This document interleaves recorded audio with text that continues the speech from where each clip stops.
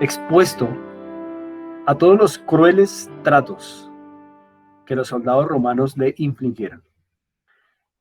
Y todo esto se ve muy cruel, todo esto se ve muy cruento, pero recordemos que por otro lado, todo esto hace parte de un plan perfecto de parte de Dios para salvar a los hombres que el Señor Jesús vino a representar. Hombres del pasado, del presente en el tiempo de Jesús y del futuro, con respecto a su venida. Es decir, los de este tiempo y los que vendrán. Todos representados allí en la cruz del Calvario. Personas pecadoras, personas que no merecen, y ustedes y yo estamos entre ellos, que no merecen nada bueno de Dios sino solamente su ira. Pero el amor de Dios es tan grande que envió a su Hijo, a su único, al glorioso, al eterno Hijo de Dios, a morir en una cruz, humillándose con el solo hecho de hacerse hombre, aparte de ser Dios también, y morir allí en una cruz. El soberano Dios tiene todo esto planeado, como pudimos ver también en un pasaje de Hechos. Y también vimos que Jesús mismo en Juan capítulo 10 dio declaraciones importantes acerca de lo que él estaba haciendo al entregar su cuerpo, al entregar su vida al Calvario, a la cruz. Jesús dijo: yo tengo poder para ofrecer mi vida y para volverla a tomar. Nadie me la quita, sino que yo de mí mismo la coloco, dijo el Señor Jesús allí en Juan capítulo 10. Y todo esto es precioso, todo esto es especial, porque por un lado nos muestra que esa muerte tan cruenta, que parece una derrota, realmente es toda una victoria. Es una vida pura, es una vida santa, como la que nos tipificaron los corderos perfectos del Antiguo Testamento, pero ninguno tan perfecto como el único cordero perfecto de Dios, el enviado del cielo, Cristo Jesús, entregando allí su vida. Pudimos ver también en la última lección cómo la posición en la que fue crucificado nos enseñó algo. Fue puesto en la mitad y los dos ladrones a uno y a otro lado de él. Uno a la izquierda, otro a la derecha. Y esto fue importante porque no es casual que el Señor Jesús haya quedado en la mitad, pero nos muestra lo que desde el principio de la humanidad ha estado pasando. Y es que la humanidad se ha dividido en dos: los creyentes, los no creyentes. Aquellos que han puesto su fe en Dios, esperando en el libertador prometido, y aquellos que han rechazado a Dios, no confiando en esa esperanza del libertador prometido. Ahí está la humanidad. Los que creen en Dios, los que no creen en Dios, los hijos de Dios, los hijos de Satanás, Abel y Caín. Y allí, al lado de la cruz, terminan precisamente estos dos caminos de manera ilustrativa, uno a un lado de Cristo y otro al otro lado. Recordemos que uno de los malhechores, en ese momento crucial de su vida, al final de su vida, se arrepintió, reconoció que este Jesús, el Cordero Inocente, estaba entregando su vida y por eso clamó a él para que se acordara de él en su reino. Así que damos gracias a Dios porque hemos podido ver cómo las Escrituras nos muestran con claridad que Cristo es el Salvador de los que vino a representar. Vamos a ubicarnos ahora en Mateo capítulo 27. Quiero que vayamos a Mateo capítulo 27, por favor. Y vamos a leer los versos 57 en adelante. Mateo capítulo 27, versos 57 en adelante. Ahora, recordemos un punto importante de una lección que vimos tiempo atrás. Ustedes recordarán que una de nuestras lecciones estuvo encaminada a ver las profecías que hablaban del libertador venidero. Una de esas profecías que pudimos ver es que Cristo no se quedaría en la tumba, que el Mesías, que el libertador prometido, desde Génesis 3:15, no se quedaría muerto. Y las profecías nos hablaron de la resurrección del Señor Jesús. Y es lo que vamos a ver hoy. Ahora, quiero que incluso mucho más atrás de las profecías que nos hablaron del libertador y que pudimos aquí en esta clase revisar, pensáramos en la primera vez que en las Escrituras aparece la promesa del Salvador. Recordemos que la primera vez que se promete el Salvador, que se promete a Cristo Jesús, es en Génesis capítulo 3, versículo 15. Es la primera vez que aparece la promesa del libertador. Y recordemos que los términos en que esta promesa aparece son estos. La mujer tendrá un hijo, un descendiente, y este descendiente va a encontrarse en un conflicto con la serpiente que es Satanás.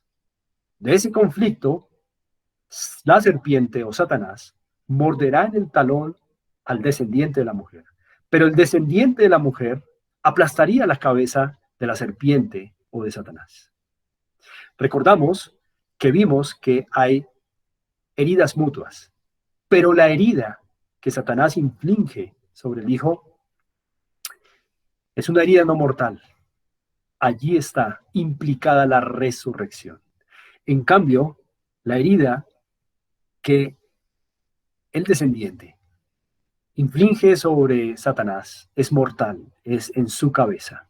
Y ahí también está implicada la resurrección.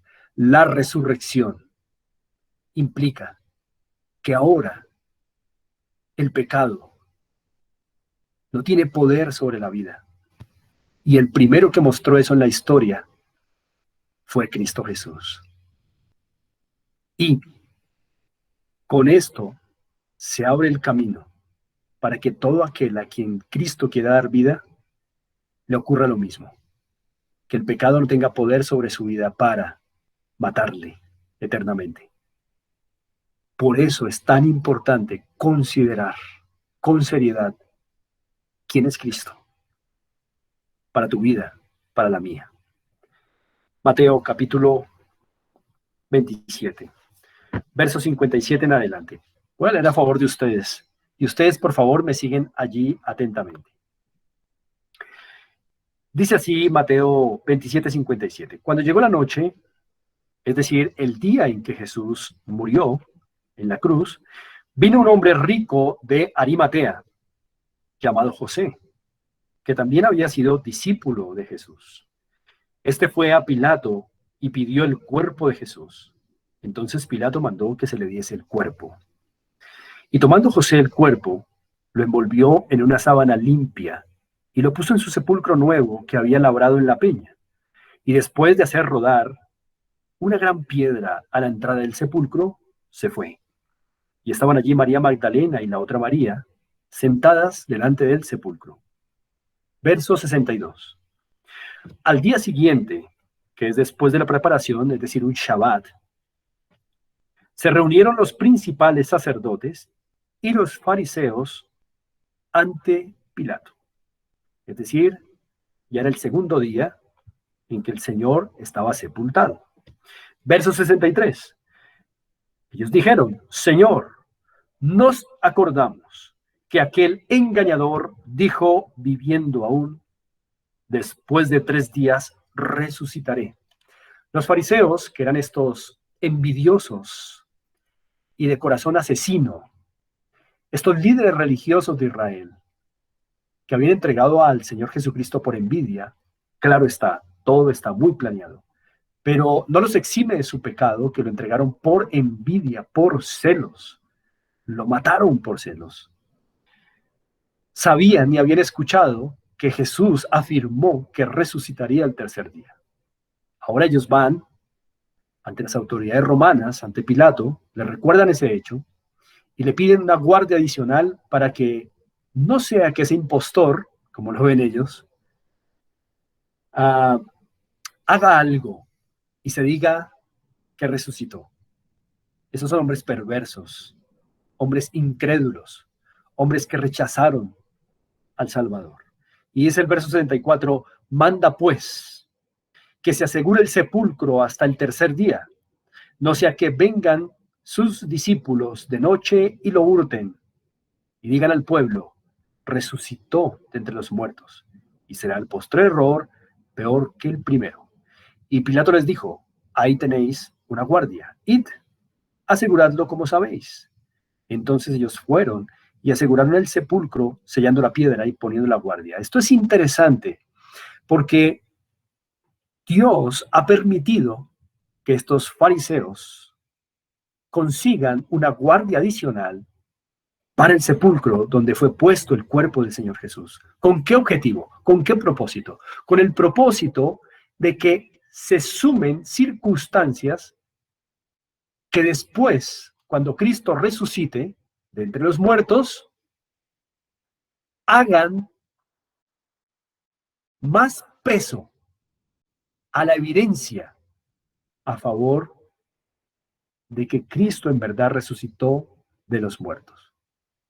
Si no solamente hay una piedra que es pesada de mover allí en el sepulcro, sino que también hay guardias de entre los soldados romanos allí guardando, entonces realmente hay garantías de que ese cuerpo no podría ser robado. Hay garantías de que ningún impostor, como trataban ellos a Jesús, pudiera ser algo engañoso y después decir que resucitó. No, hay garantías y Dios permite que se dé esto para que después esto se sume a la evidencia de que sí resucitó el Señor Jesús. Y es por eso que el Señor permite que haya todo este tipo de uh, circunstancias en las que el cuerpo del Señor Jesús va a estar muy bien protegido. Porque cuando resucite, todas estas cosas van a ser usadas contra los fariseos, porque no van a poder tener evidencia de que no resucitó. Sigamos viendo Mateo capítulo 28. Dice, pasado el día de reposo, al amanecer del primer día de la semana, que es el tercero en que Cristo ha permanecido sepultado, vinieron María Magdalena y la otra María a ver el sepulcro.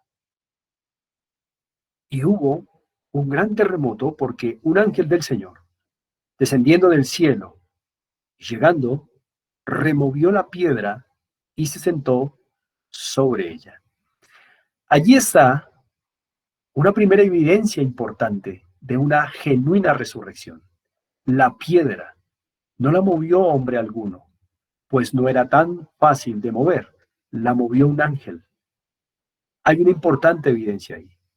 Verso 3. Su aspecto era como un relámpago y su vestido blanco como la nieve.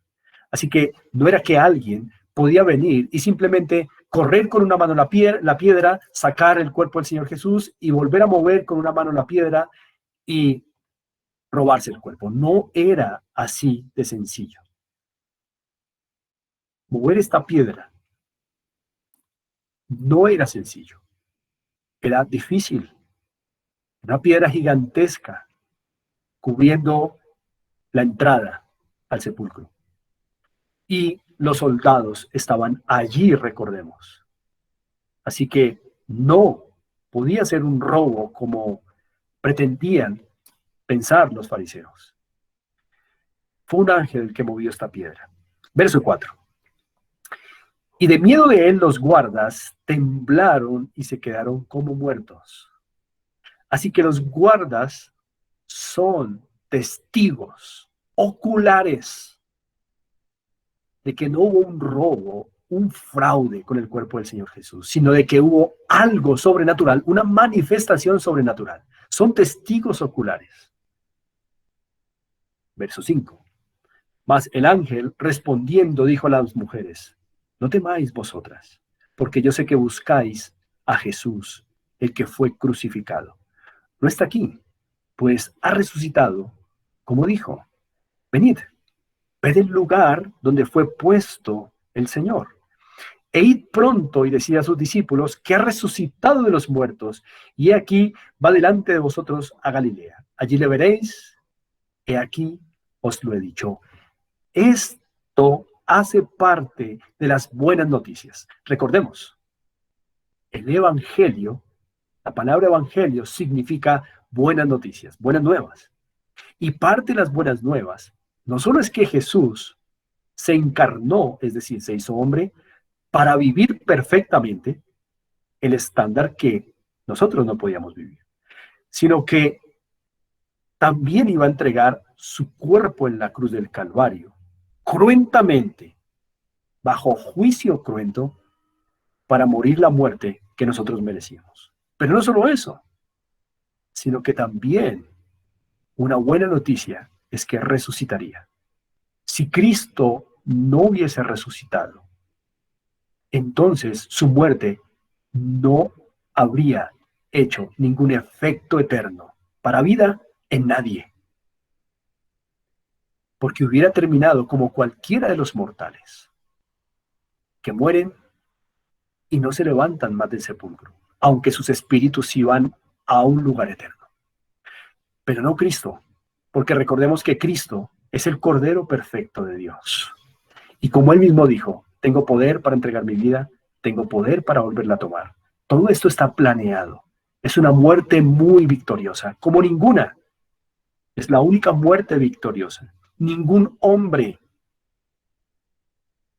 puede decir ni podrá decir, yo voy a morir y tengo poder para tomar mi vida. Nadie ha dicho eso. Todos los que han muerto, ahí se han quedado en la tumba. Sus cuerpos. Ni el Dalai Lama, ni Mahoma, ni Siddhartha Gautama o el Buda, ni ningún líder admirado en la historia humana ha podido hacer algo así. Porque todos somos mortales. Hemos nacido pecadores. Nuestro pecado nos mata, nos lleva al lago de fuego. Pero Cristo Jesús entregó su vida inocente, justa, y ahora se ha levantado por él mismo, por el poder del Espíritu Santo y por el plan del Padre. Ahora Cristo ha ido a Galilea. Manda a las mujeres a que informen que ha resucitado a través del mensaje que dejó con el ángel. Y allí en Galilea le encontrarán, es decir, en el norte.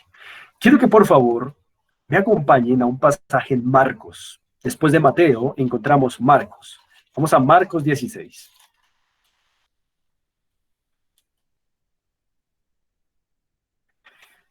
Marcos 16, versículo 9. Quisiera que alguien me pudiera confirmar si ya están allí en Marcos 16. Marcos capítulo 16. Sí, señor, ya. Sí, señor. Perfecto. Muy bien, muchas gracias. Vamos al verso 9. Dice así: habiendo pues resucitado Jesús por la mañana, el primer día de la semana, apareció primeramente a María Magdalena, de quien había echado 7 demonios. Aquí se afirma que Jesús resucitó por la mañana, un primer día de la semana, lo que es nuestro domingo. Verso 10. Yendo ella, lo hizo saber a los que habían estado con él, que estaban tristes y llorando. ¡Qué buenas noticias! Verso 11. Ellos, cuando oyeron que vivía y que había sido visto por ella, no lo creyeron, aunque eran discípulos de Jesús, y entre ellos están Pedro, Juan, Andrés, Jacobo, Mateo, hombres renombrados. En todo caso están en un momento crítico de su vida y no creen el mensaje que trajeron las mujeres de que habían ido al sepulcro y no habían visto a Jesús allí porque había resucitado según el mensaje del ángel. Verso 12. Pero después apareció, es decir, Jesús, en otra forma a 2 de ellos que iban de camino yendo al campo. Así que Jesús, en su resurrección, empezó a tener varias apariciones aquí y allí. En una de ellas apareció en otra forma, es decir, cambió de aspecto, de manera sobrenatural, cambió de aspecto a 2 discípulos, 2 de ellos, que iban caminando.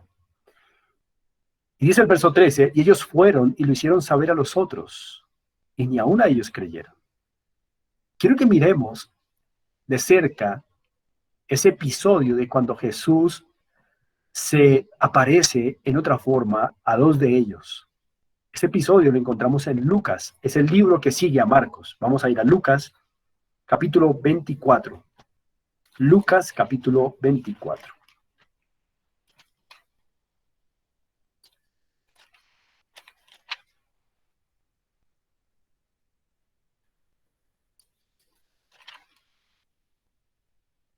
Bien, vamos a leer desde el verso 9. Quiero que me confirmen si ya están en Lucas 24. Sí, Sí, señor. señor. Perfecto, muchas gracias. Lucas 24, 9, dice así. Muy atentos, por favor.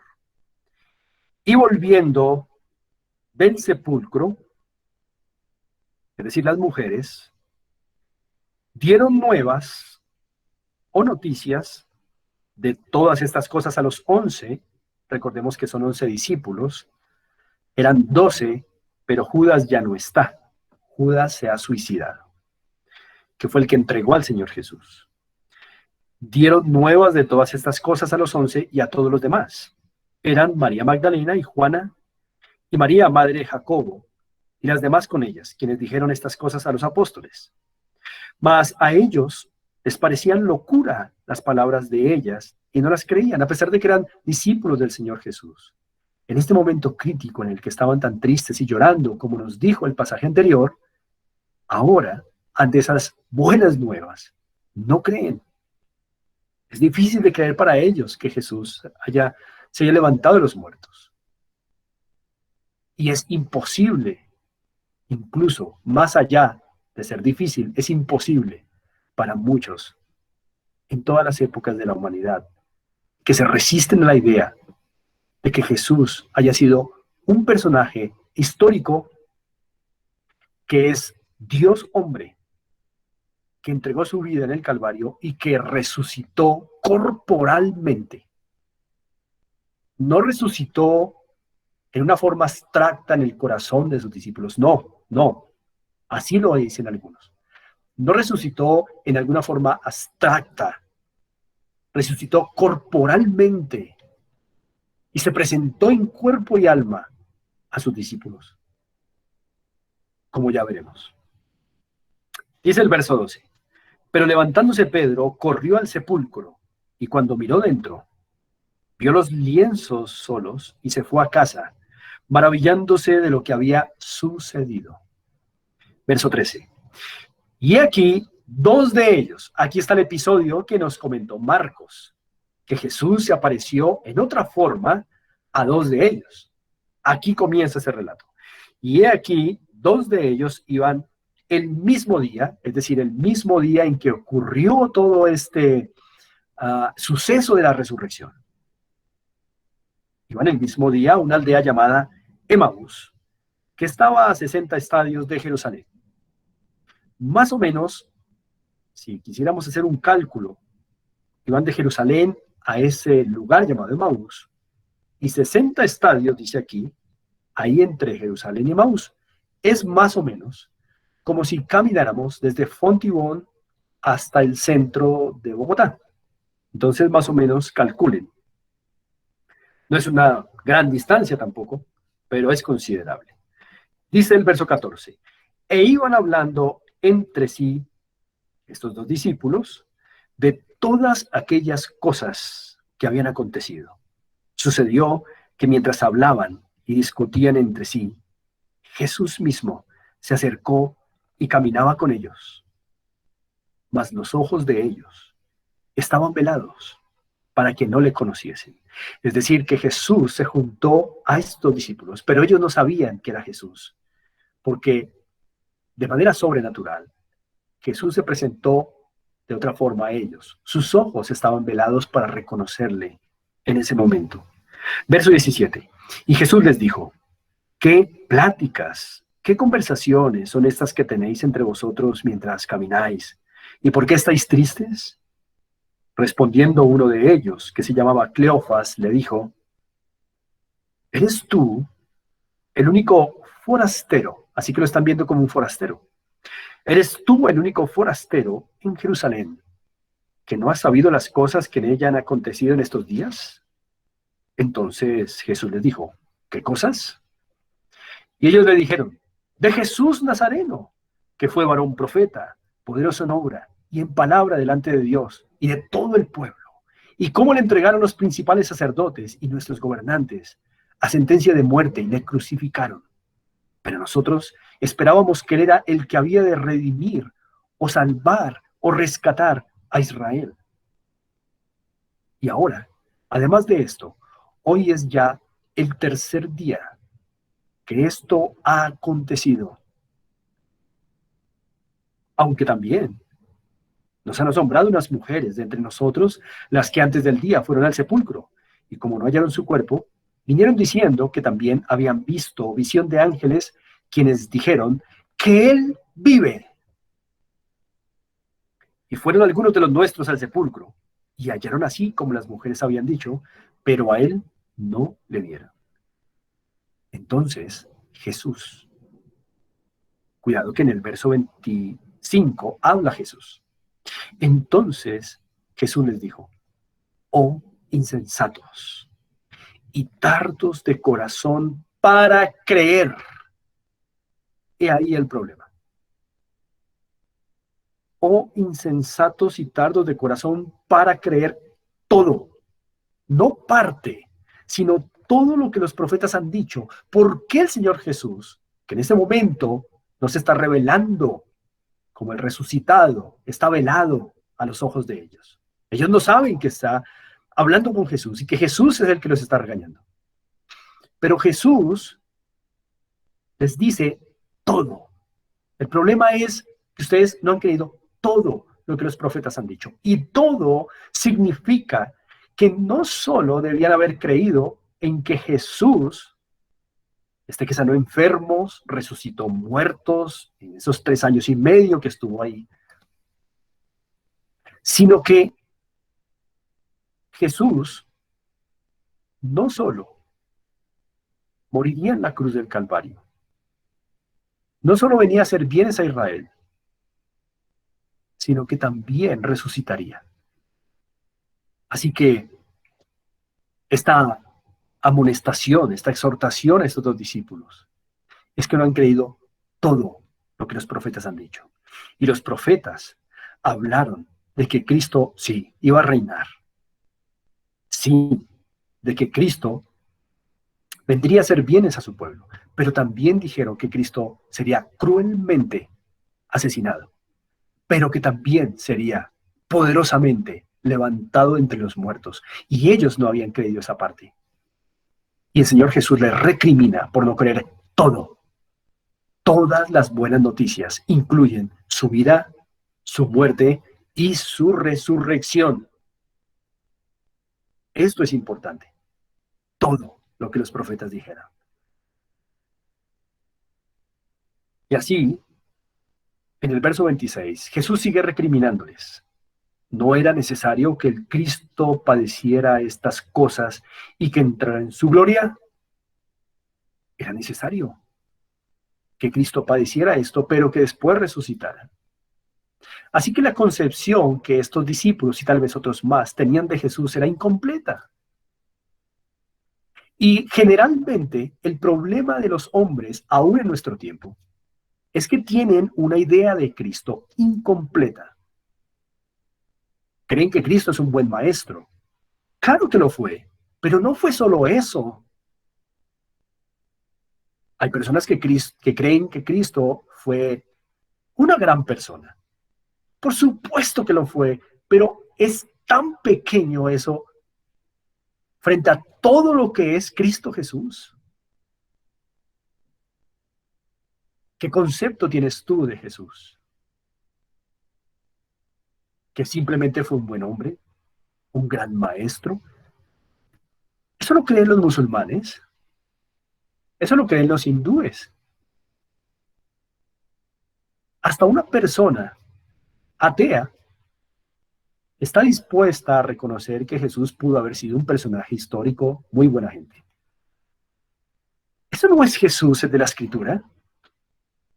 Es Dios hombre, perfecto Cordero enviado por Dios para la salvación de aquellos que vino a representar. Y que tenía poder y tiene poder, pero tuvo el poder en su momento sobre esta tierra para entregar su vida y volverla a tomar. Y resucitado, dio evidencia a todo el mundo, y a ustedes y a mí, de que puede dar vida y que la muerte perdió. Que Satanás fue herido de muerte en la cabeza. Ya no tiene el imperio de la muerte. La muerte ya no puede hacer daño, y Jesús lo demostró. Y todos aquellos a quienes Él les dé vida, también vivirán y mostrarán lo mismo. ¿Ya tienes la vida de Cristo? ¿Ya has creído en Él como la única provisión de Dios para tu salvación?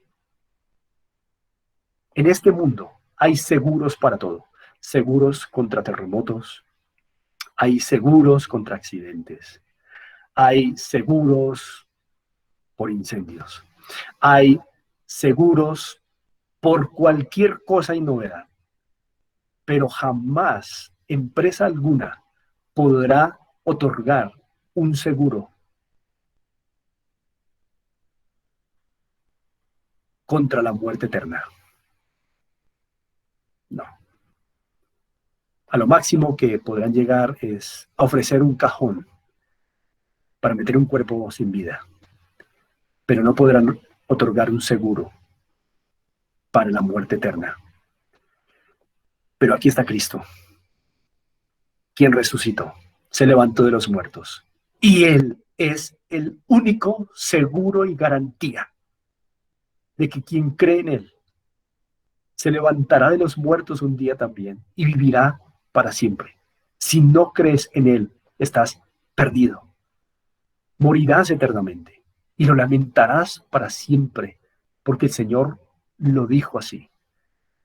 No será como algunos mentirosos dicen, que una vez que el hombre muere físicamente en la tierra, ahí se acaba su existencia. Mentiras.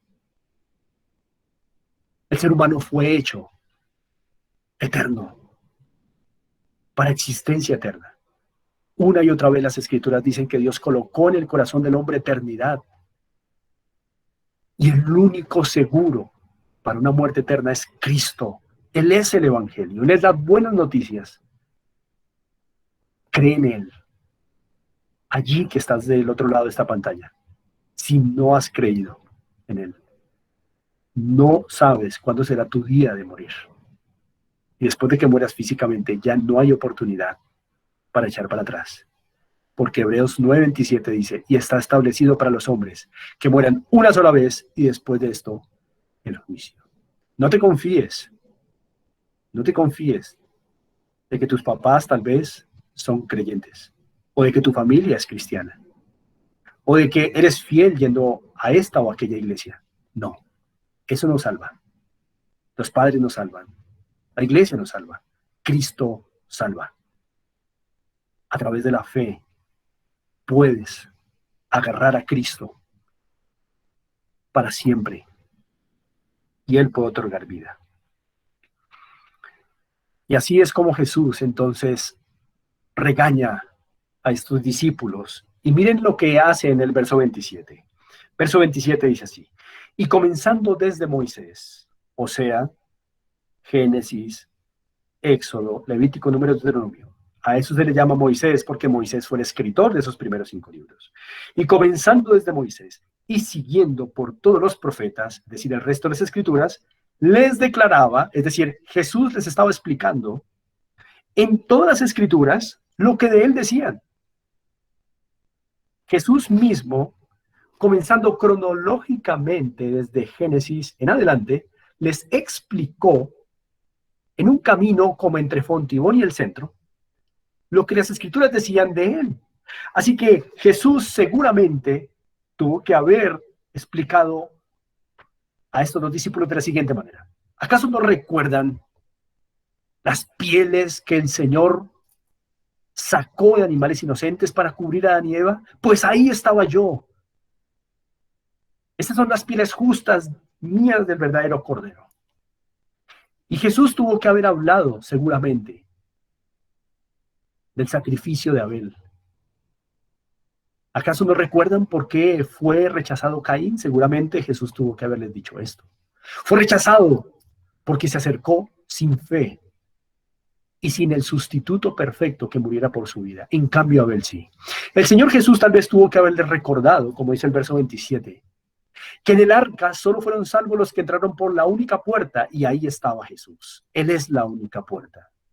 Jesús tuvo que haberle recordado a estos dos discípulos, seguramente, del Cordero de la Pascua, cuya sangre fue derramada en los postes y en el dintel, y eso hizo que la muerte no tocara las casas que estaban allí protegidas por la sangre del Cordero. Y ahí estaba Jesús. Seguramente Jesús tuvo que explicar a estos dos discípulos, ¿acaso no recuerdan el agua de la roca? Agua milagrosa que dio vida a los hombres. ¿Acaso no recuerdan el maná que descendió del cielo? Así Jesús descendió del cielo para dar vida a los hombres. Y así Jesús, escritura por escritura, en un camino aproximado entre lo que hay entre Fontibón y el centro de Bogotá, les explicó quién era Él. Eso mismo hemos hecho durante todas estas lecciones, mostrando desde Génesis la preciosa y única vida y obra de Cristo Jesús para la salvación de todos los que en Él creen. Y así lo hizo Jesús. Ahora, siguen diciendo las Escrituras, verso 28. Llegaron a la aldea a donde iban, es decir, a Emaús, y él hizo, es decir, Jesús hizo como que iba más lejos, mas ellos lo obligaron a quedarse diciendo, quédate con nosotros, porque se hace tarde y el día ya ha declinado. Entró pues a quedarse con ellos. Y aconteció que estando sentado con ellos a la mesa, tomó el pan y lo bendijo, lo partió y les dio. Entonces, en ese momento, les fueron abiertos los ojos y le reconocieron, supieron que habían estado hablando con Jesús todo este tiempo. Mas él se desapareció de su vista y se decían el uno al otro, ¿no ardía nuestro corazón en nosotros mientras nos hablaba en el camino y cuando nos abría las Escrituras? En el camino no eran conscientes de que estaban hablando con Jesús, pero sabían que palabra poderosa estaba saliendo de esa boca, ardía en su corazón, como palabra de Dios. Verso 33. Y levantándose en la misma hora, volvieron a Jerusalén, y hallaron a los 11 reunidos y a los que estaban con ellos, que decían, ha resucitado el Señor, verdaderamente, y ha aparecido a Simón. Entonces ellos contaban las cosas que les habían acontecido en el camino, y cómo le habían reconocido al partir el pan. Verso 36. Mientras ellos aún hablaban de estas cosas, Jesús se puso en medio de ellos y les dijo, paz a vosotros. Glorioso momento. Entonces, en medio de esta discusión, allí hablando todos, Jesús se pone en medio de ellos. Aparece allí resucitado, poderoso, cumpliendo las Escrituras que decían que no solo moriría, sino que también se levantaría de los muertos. Una muerte triunfante. Para Satanás, una derrota absoluta. Para la muerte y para el pecado. Verso 37. Entonces, espantados y atemorizados, pensaban que veían espíritu, pero él les dijo, ¿por qué estáis turbados si vienen a vuestro corazón estos pensamientos? Mirad mis manos y mis pies, que yo mismo soy. Palpad y ved, porque un espíritu no tiene carne ni huesos, como veis que yo tengo. Y diciendo esto, les mostró las manos y los pies, que tenían las marcas de amor más grande del mundo. Clavos, allí, perforaciones, como decían las Escrituras, recordemos la lección de las profecías. Horadaron mis manos y mis pies, hicieron agujeros en mis manos y mis pies. Vimos allí en las profecías, en esa lección.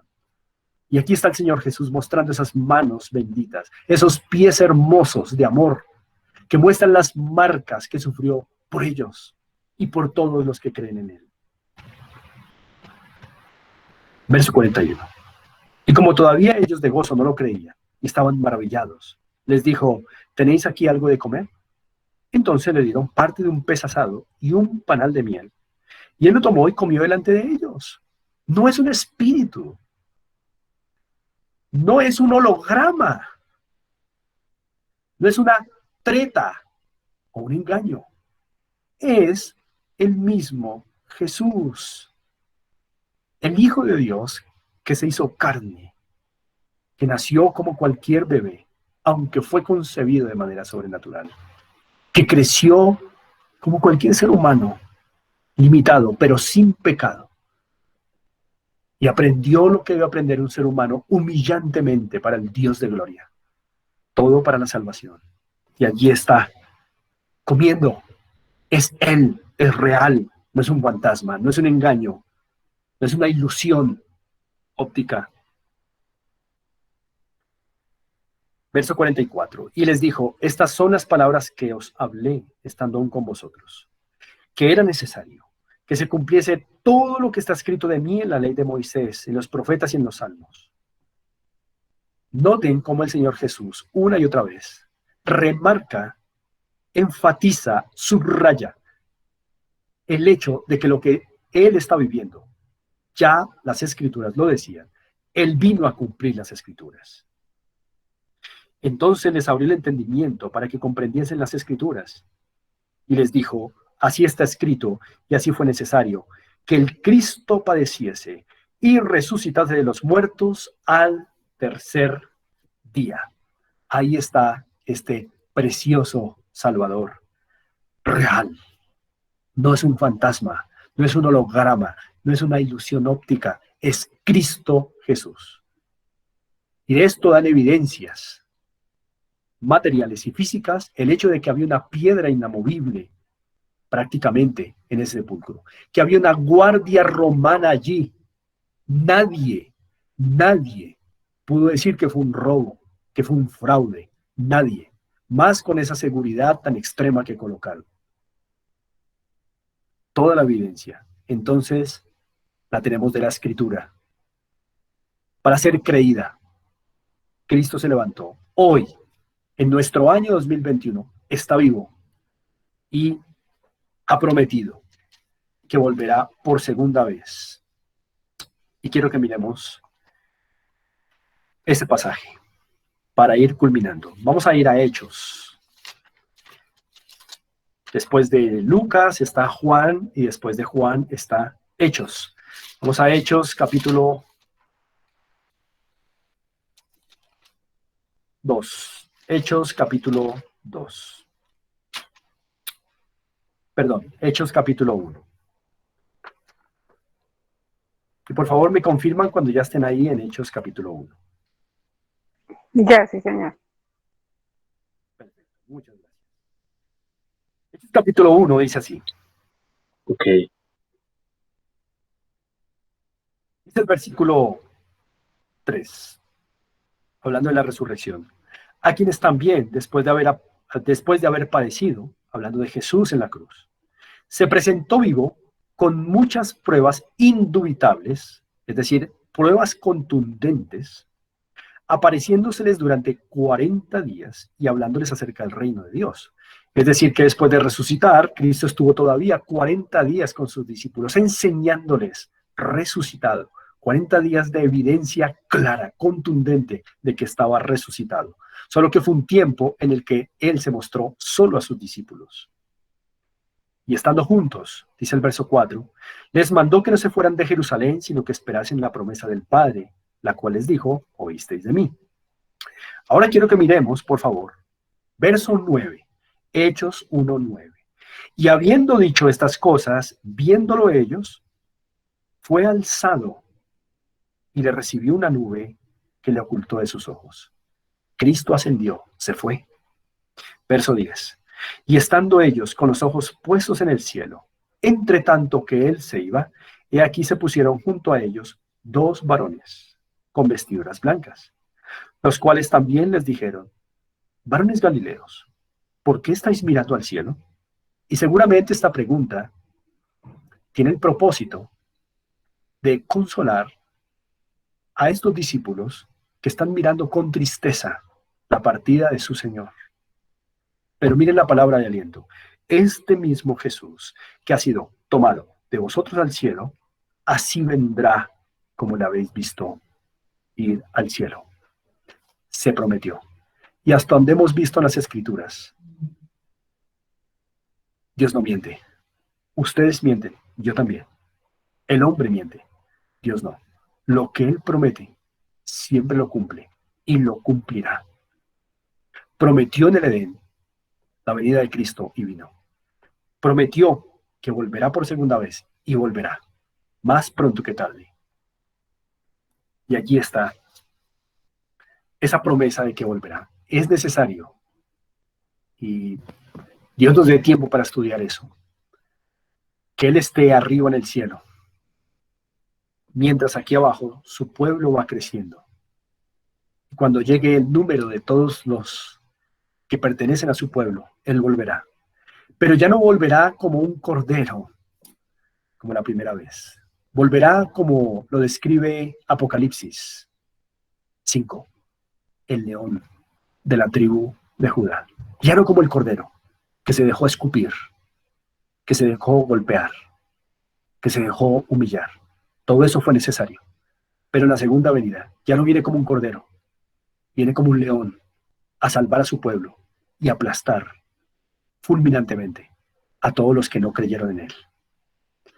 Y quiero que vayamos a Hebreos, un libro casi al final, para verificar bíblicamente esta información que les estoy dando. Hebreos.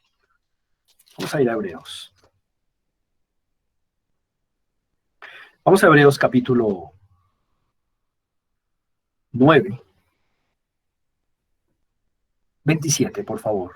Hebreos 9, 27. Voy a darles un tiempo para que busquen Hebreos capítulo 9. Es un libro que está casi hasta el final.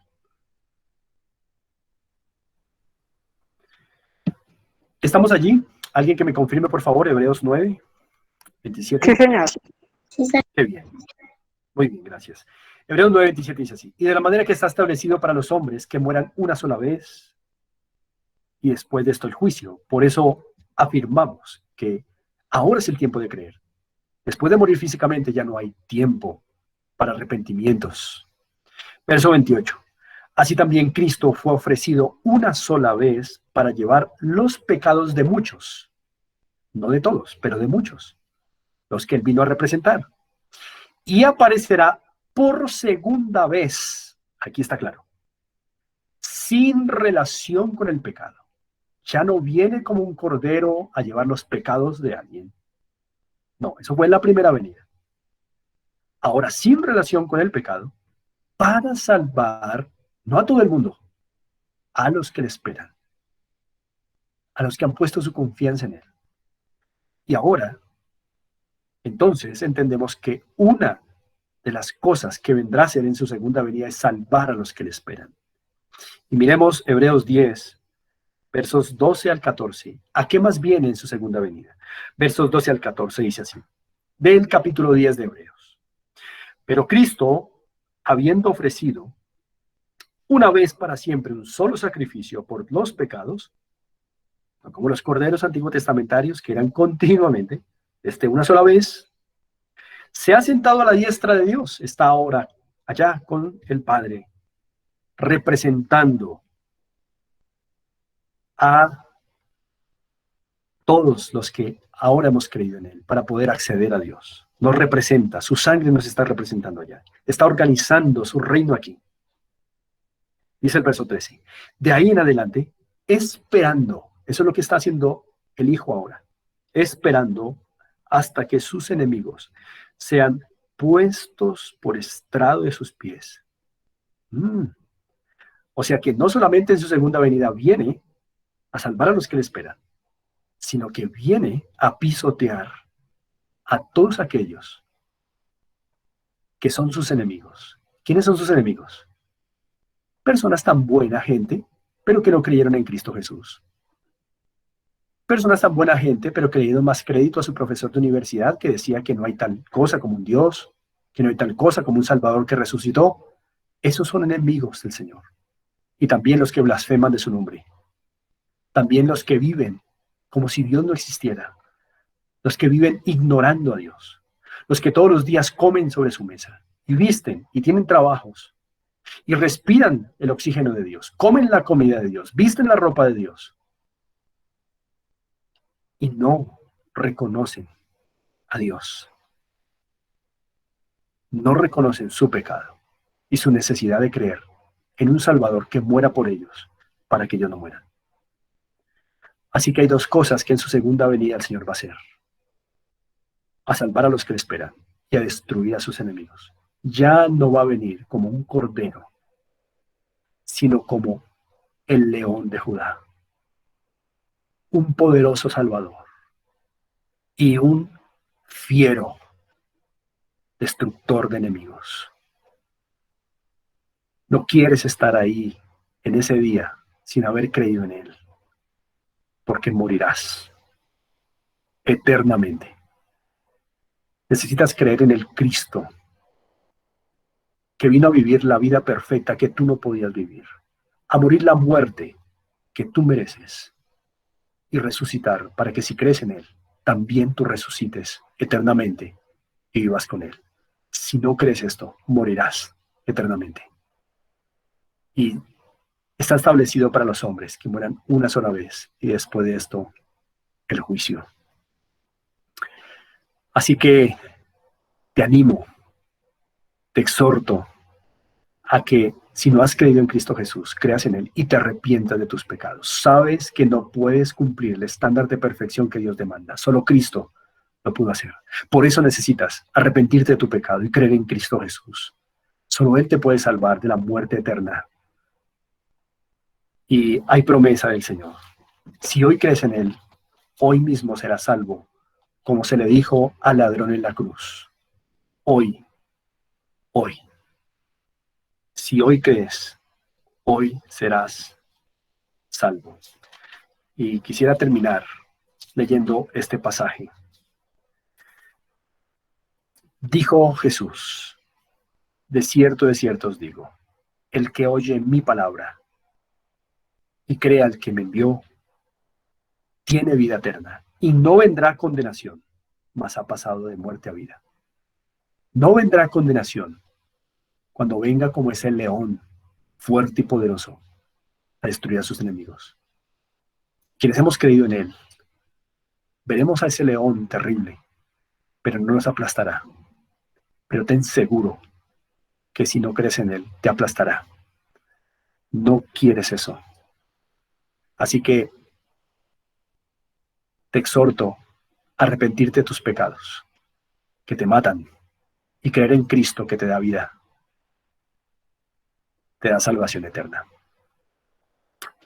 Bien, llegamos al final de esta lección y con eso también llegamos casi al culmen de nuestro estudio cronológico. No obstante, el jueves tenemos clase para recapitular de manera global lo que ha sido este proceso y ver algunas otras cosas conclusivas muy importantes de todo este estudio. Así que les espero, Dios mediante, el jueves a las 7:30 de la noche para que continuemos.